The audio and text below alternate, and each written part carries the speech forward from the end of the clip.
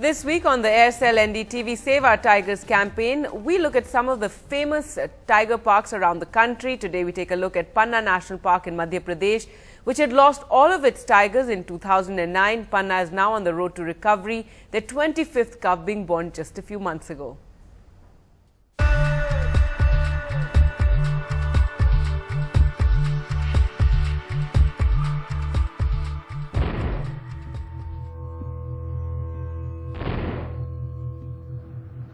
The picture was bleak.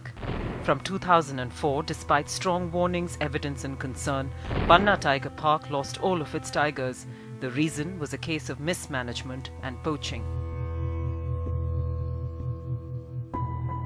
It took 5 years for the government to admit the truth, but finally in 2009, the Wildlife Institute of India officially announced that Panna had lost all of its tigers. The department planned a full-scale tiger reintroduction program with the academic partnership from Wildlife Institute of India. 2 years prior to this, Sariska Tiger Reserve 2 had been declared as tigerless, and they had translocated a few tigers from Ranthambore.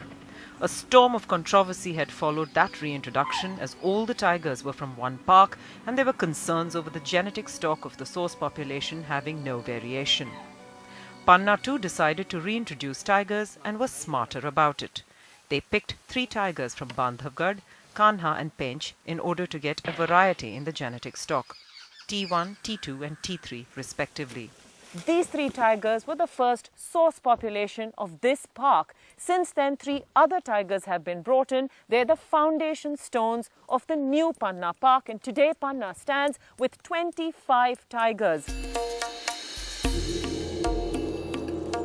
When we got there, we were privileged enough to witness T4 with her own cubs.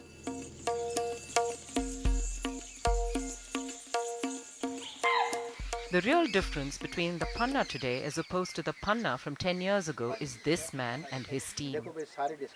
All the adult tigers are radio-collared and there is constant surveillance of their well-being.